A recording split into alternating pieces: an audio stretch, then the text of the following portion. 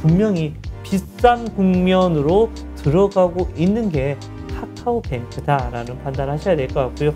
현대중공업 좀 난리 났습니다. 지금 난리 났네라고 얘기를 하고 있고 실제 이건 괜찮을 것 같습니다. 공모는 철강주들을 보실 때 지금 현재 주가의 흐름들을 보시면 외국인들의 흐름하고 거의 같이 동일선상에서 바라보시면 되지 않나라는 얘기. 자, 그러면 이번에는 우리 이번에 보호예수가 해제되는 그 종목들이 있잖아요. 그래서 네네네. 지금 뭐 대량 물량들이 쏟아지면서 급락을 하고 있는 상황인데 네네. 오늘도 카카오뱅크 모습이 좀 안 좋죠? 그렇죠. 네. 네. 카카오뱅크 좀 크래프톤도 안 좋고. 네네 맞습니다. SK바이오사이언스. 네네. 네. 자 마찬가지로 지금 현재 물량이 얼마나 똑같은 되는지. 이슈이다라는 거 얘기를 해드리겠습니다. 사실 카카오뱅크 딱 한 달 정도 지났습니다. 지금 보호예수 이런 기간을 보시면 바로 팔 수 있게 하는 거, 뭐 공모하자마자 바로 팔 수 있다. 아니면 기관들이 야 우리 나 1개월 확약할게, 1개월 동안 안 팔 거야라는 거, 뭐 우리가 3개월간 안 팔 거야. 이런 게 물량이 계속 쌓여 있습니다. 여러분들이 검색 한 번만 해보시면 바로 이것은 확인할 수 있고요. 실제 카뱅이 언제부터 얘기가 나왔습니까? 최근에 야 우리 1조 팔 거야라고 얘기가 나오면서 푹 내려왔고 이제는 뭐 때문에 푹 또 내려오고 물량이 계속해서 튀어나올 수밖에 없고 저 같아더라도 제가 카카오뱅크를 투자자라면 나와야 되는데 이거 너무 비싼데 라는 이런 생각을 정말 많이 할 것 같습니다. 그동안에는 우리가 MSCI 지수에 편입된다, 우리 코스피 200에 편입된다 이런 얘기가 계속 나왔습니다. 이렇게 되면 기관들은 어쩔 수 없이 이거 비싸도 무조건 사야 되고 국민연금도 마찬가지로 이거 비싼데 사야 되고 이렇게 계속 어쩔 수 없이 사야 되는 물량들이 상당히 많았습니다. 이것 때문에 94,000원이 넘어가기로 했었다. 근데 지금 계속해서 이 회사는 밸류에이션으로 봐버리면 너무 비싸고 이거는 은행으로 볼 수가 없다. PBR 개념으로는 볼 수가 없고 뭘로 보고 있었었다? 플랫폼 기업으로 보고 있었었다라는 겁니다. 그것 때문에 앞으로의 확장성이 커지는데 지금 현재는 결국은 주식은 사는 사람과 파는 사람의 게임인데 파는 사람의 영역에 지금 현재 들어가 있는 것 같습니다. 파는 사람들이 많이 팔고 있다는 겁니다. 그만큼 주가에 대한 흐름이 조금 더 고민이 되기 시작하는 이런 단계인 것 같고요. 지금 현재 맞물려 있죠. 이제는 코스피 200으로 이제 편입이 되면 뭐가 됩니까? 여러분들. 공매도가 또 시작이 될 수 있습니다. 이렇게 되면 또 매도의 측면에서 좀 밟아칠 것 같고요. 이곳저곳에서 나도 팔고 싶어 하는 이런 이야기가 상당히 많이 들리고 있습니다. 이것 때문에 카뱅 좋긴 합니다. 실제 여러분들 뭐 대출 같은 것을 바라보면 이제 정말 예전에는 쌌어요. 근데 안 쌉니다. 대출 금리가 비쌉니다. 이제 오히려 시중은행보다 더 비싸지고 있는 모습. 근데 카뱅한테는 박수 치겠죠. 우리는 돈 많이 벌어요 라는 이런 식의 얘기는 될 수 있습니다. 하지만 분명히 비싼 국면으로 들어가고 있는 게 카카오뱅크다라는 판단을 하셔야 될 것 같고요. 주가의 흐름들도 이거 너무 비싼데 이거 좀 고민을 많이 해야 되는데 라는 생각을 하셔야 될 것 같고요. 마찬가지로 크래프톤도 마찬가지입니다. 8월 이제 얼마 안 남았죠. 이제 8월 10일이니까 9월 10일이 되면 이 친구들도 바로 한 달이 넘어갑니다. 분명히 확약이 많이 되어 있지는 않지만 물량이 분명히 나올 게 있을 것이다 라는 겁니다. 야 실제 48만 원으로 제가 기억을 하는데 공모가보다 이미 아래로 내려와 있어서 얼마나 팔릴까라고 하지만 팔고 싶은 사람이 분명히 있을 것 같고 같이 지금 휩쓸려 다니고 있는 것 같다는 겁니다. 기본적으로 들어와야 되는 물량은 어느 정도 다 이미 세팅이 되어 있다. 근데 팔아야 될 수 있는 물량들이 조금 남아있는 게 아니야 라는 생각을 하고요. 실제 매번 얘기 드렸던 것처럼 크래프톤은 지금 현재 딱 하나 게임입니다. 여기서 새로운 패치가 되면서 이야기가 나오고 있고 인도 쪽에서 조금 숫자가 많이 올라오면서 그나마 선방을 했다. 하지만 새로운 게임 없이 계속 이 회사가 댕댕하게 계속 움직일 수 있을까? 여러분들 NC소프트 보셨잖아요. 망가지는 거. 실제 NC소프트도 그렇게 망가지는데 크래프톤이라는 거. 지금 현재 그려드리고 있는 이 선 상당히 중요하게 작용합니다. 45만 원 라인이 꼭꼭꼭 지켜줘야 되는 라인입니다. 이게 깨져버리면 전 저점이었던 40만 원 언저리까지도 내려갈 수 있다는 점 여러분들 꼭꼭꼭 여러분들이 생각을 해 보셔야 될 것 같다라는 얘기 드리겠습니다. 네. 지금 보니까 일단 카카오뱅크는 한 300만 주 넘게 나오고 크래프톤은 한 5만 주 정도가 이제 이번에 쏟아지네요. 네네. 자, 그렇다면 이제 SK 바이오사이언스도 한번 볼까요? 자, SK 바이오사이언스 세 종목이 지금 가장 최근에 그렇죠. 핫 가장 이슈인 것 핫하게 같아요. 움직였었던 종목이죠.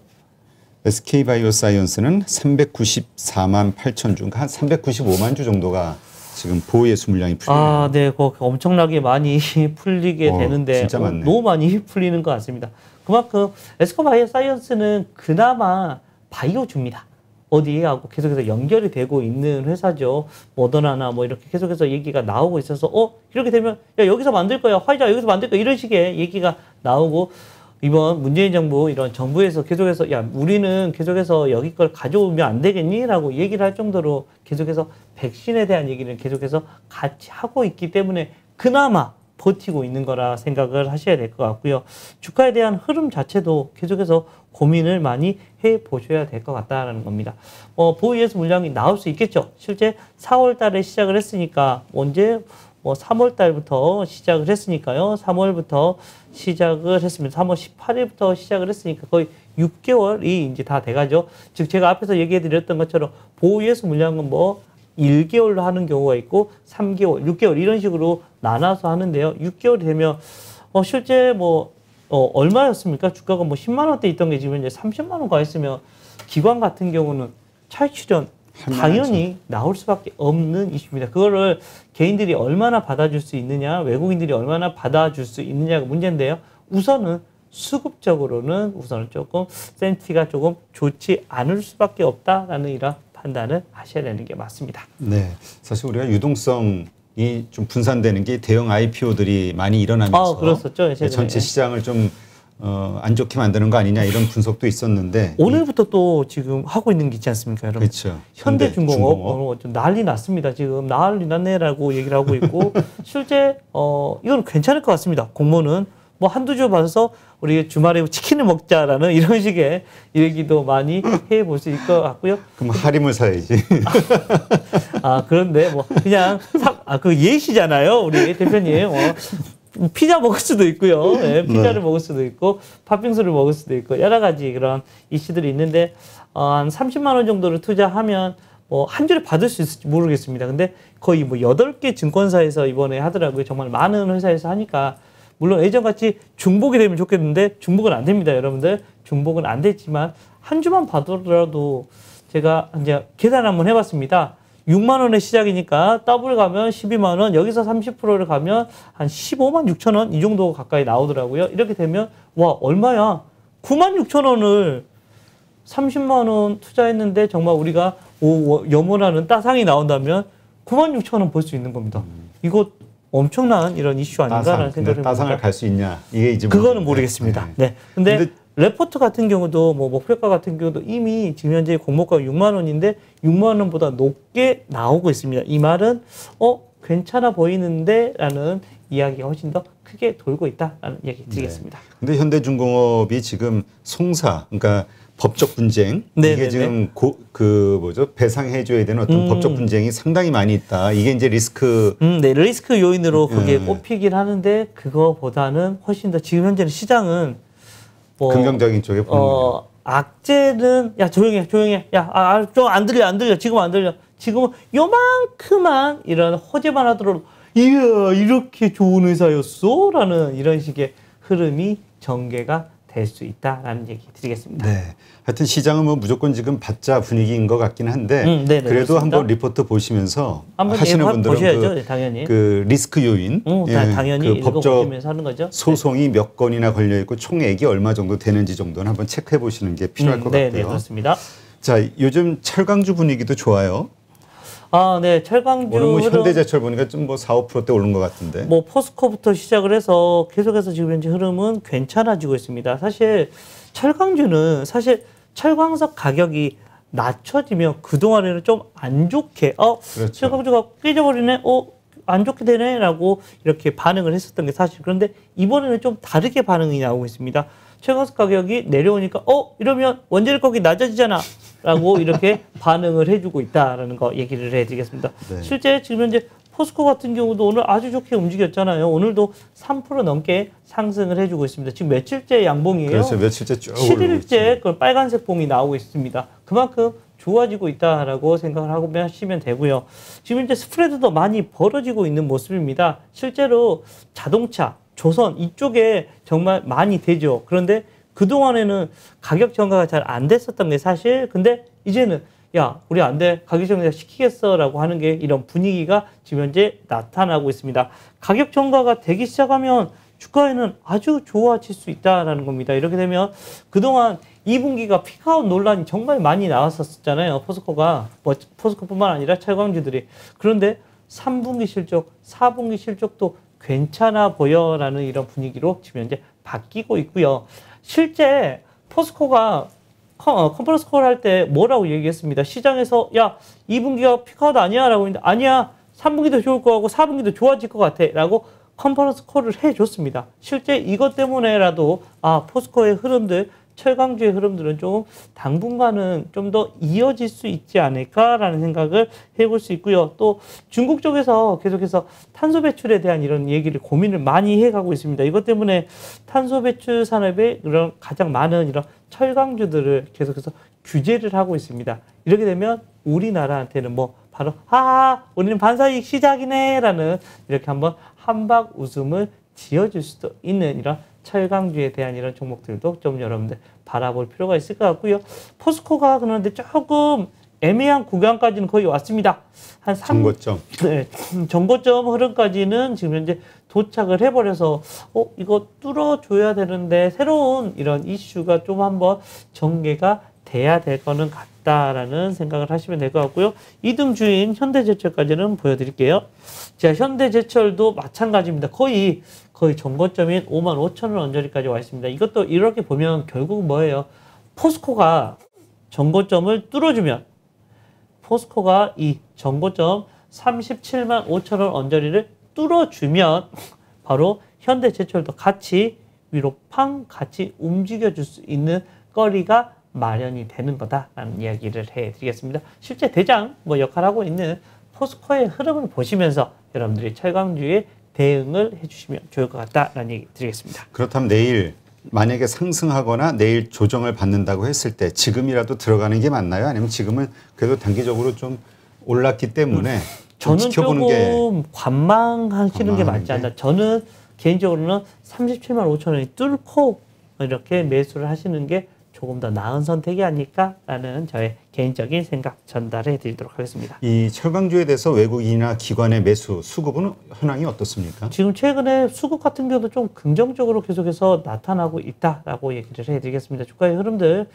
봐드리겠습니다. 자, 외국인들 지금 현재 계속해서 지금 포스코 열심히 사고 있는 모습이 나옵니다.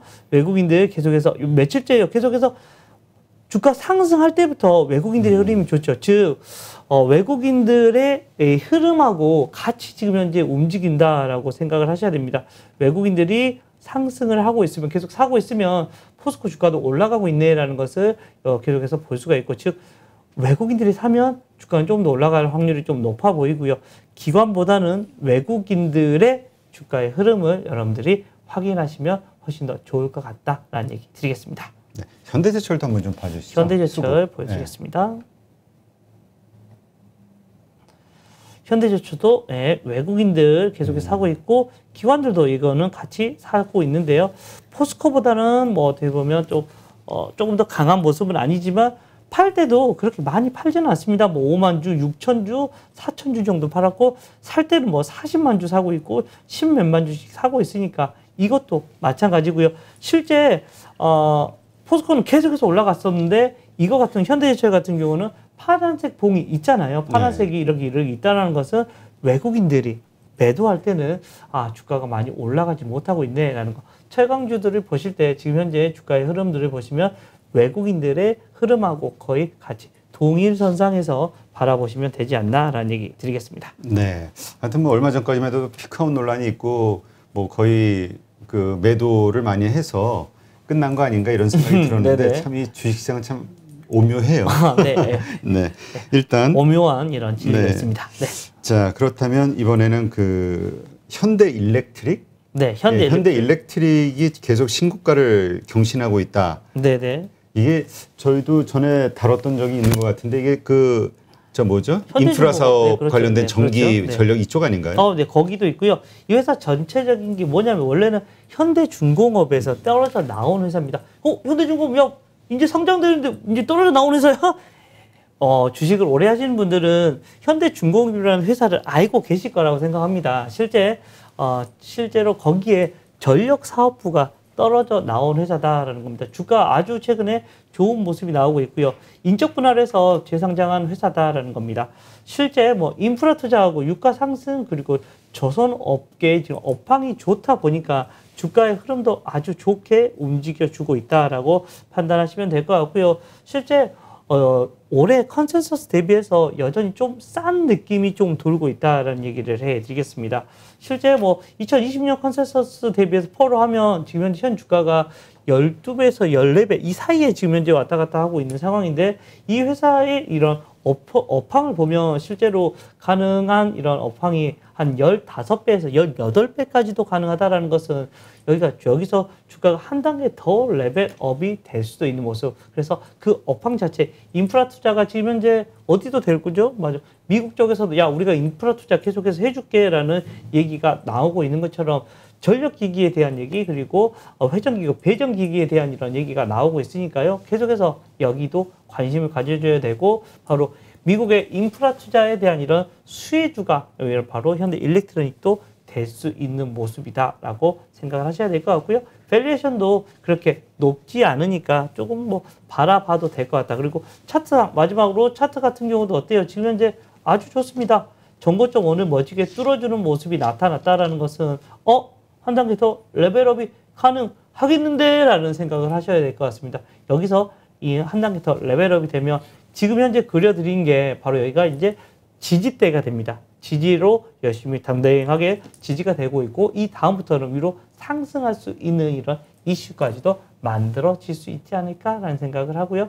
실제 인프라 법안이 나올 때까지 계속해서 여러분들이 관심을 좀 많이 가지셔야 될 것 같고 마지막으로 지금 현재 수급 같은 경우도 외국인들이 열심히 사고 있고 이거는 기관의 종목이네요. 기관들이 열심히 가자를 외쳐주고 있습니다. 주가에 대한 흐름들 기관의 흐름과 같이 동시에 보시면 좋을 것 같다라는 얘기 드리겠습니다. 네, 이게 지금 인프라 사업이 발표될 때까지라는 표현을 잠깐 쓰셨는데 그러면은 이것의 보유 기간, 그러니까 매도 기간을 미국에서 인프라 사업 최종적인 어떤 발표가 있을 때를 매도 시점으로 가야 될까요? 그거는 꼭 아닌 것 같고요. 전체적인 업황 자체가 지금 좋다 보니까 하나의 그냥 모멘텀이 하나 더 있다 정도로 생각을 하시면 되고 그 인프라 법안이 나왔다고 해서 야 이거 끝난 거야 이건 아닙니다. 계속해서 인프라는 계속해서 갖춰질 거고 이쪽 업황 자체가 계속해서 좀 당분간은 계속해서 우리가 코로나 시대가 위드 코로나 시대로 전환이 되면서 우리가 일상으로의 복귀가 되면 그동안 미뤄졌던 이런 투자들이 계속해서 늘어날 수밖에 없지 않나라는 이런 판단이 더 맞을 것 같습니다. 네, 알겠습니다. 지금 내추럴 엔도텍이라는 회사가 위기에서 살아났다. 그래서 이제 대주주에게 관심을 가져보자. 이런 이야기가 있는데 이게 어떤 이야기입니까? 내추럴 엔도텍 여러분들 너무나 잘 아실 겁니다. 너무 힘들었었어라는 이야기입니다. 무슨 회사? 바로 백수호라는 이런 얘기입니다. 예전에 홈쇼핑에서 문제되고 이랬던 회사네요. 네, 그랬던 회사입니다. 네, 그 회사가 상장 폐지가 될 뻔했는데 다시 상장이 됐고요. 거래가 다시 됐습니다. 1년 6개월 정도 멈춰 있다가 거래가 됐고 어제도 상이었고 오늘도 상한가입니다. 이틀 연속 상한가를 들어갔다라는 겁니다. 그만큼 이거 뭐지? 라고 할 정도로 좀 좋아지고 있는 모습. 오늘도 거래가 거의 없었으니까 40만 주 거래됐고 오늘 300만 주가 쌓여 있습니다. 지금 현재 시간 내에서도 20만 주가 지금 현재 쌓여 있다라는 거.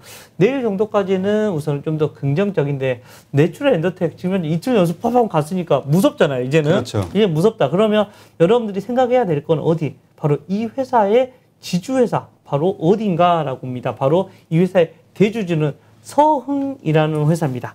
서흥하면 여러분들 떠오르는 거 있습니까? 서흥 캡슐? 정답! 맞습니다. 그 회사입니다. 그 회사가 이름이 서흥이다라는 겁니다. 서흥이라는 회사 이번에 이 2번만 상한가를 간 것만 하더라도 서흥한테는 거의 500억 넘게 이렇게 수익이 이렇게 난 겁니다. 회사 자체적으로 20% 가까이가 얘들 서흥이 가지고 있다라는 겁니다. 즉 백소에서 이런 백소를 가지고 이런 서흥이 이런 캡슐을 의학으로 만들어서 건강식품 회사니까 건기식 회사니까 여기에서 한 단계 더 레벨업 바로 이 유한양행하고도 또 연관이 되어 있습니다. 유한양행이 BW로 지금 현재 투자가 되어 있거든요. 그래서 전환사채로 전환사채로 지금 현재 투자가 되어 있기 때문에 그렇게 돼서 내추럴 엔더텍, 서흥 그리고 유한양행까지 이렇게 콤보로 이루어져서 결국은 내추럴 엔더텍도 더 커갈 거다. 그렇게 되면 당연히 서흥 같은 경우도 주가의 흐름이 좋아져야 될 것 같다라는 겁니다. 그래서 주가에 대한 흐름, 서흥도 여러분들이 바라볼 만한 이런 회사인 것 같다라는 겁니다. 회사 자체도 쌉니다. 이 회사 가장 좋은 뉴스는 뭐냐면 야, 이 회사 액면 분할할게, 이 회사 무상증자할게 라고 이런 얘기 나오면 우와 라고 할 거면 그러면 주가가 여기서 상당히 많이 올라갈 수 있는데 주가에는 회사가 별로 관심이 없는지 그냥 회사는 정말 좋은 회사 그런데 아직까지 그 사람들이 좀 관심을 못 받고 있는 회사가 되고 있습니다. 실제 뭐 서흥의 지금 현재 뉴스 공시를 보면 실제 백소에 대한 얘기, 내추럴 엔더텍에 대한 얘기가 정말 많이 나오고 있다는 겁니다. 그만큼 주가의 흐름도 좀 관심을 받아볼 수 있는 회사가 바로 이 서흥의 흐름일 것 같다라는 얘기 드리도록 하겠습니다. 네, 알겠습니다. 이렇게 해서 오늘 시장의 주요 이슈들 그리고 네. 주식들에 대해서 좀 살펴봤고요. 오늘은 조금 말이 좀 천천히 한 것 같네요. 아닙니다. 제가 처음에는 정말 신경을 많이 썼지만 또 도중에는 너무 제가 너무 빨리 했다는 걸 좀 느꼈습니다. 네. 다음에 올 때는 조금 더 천천히 해보도록 하겠습니다. 네, 그동안 반성의 시간을 충분히 가지시고요. 네, 알겠습니다. 네. 네, 이제까지 KB증권 프라임센터의 김건진 부장님과 함께했습니다. 수고했습니다. 네, 감사합니다.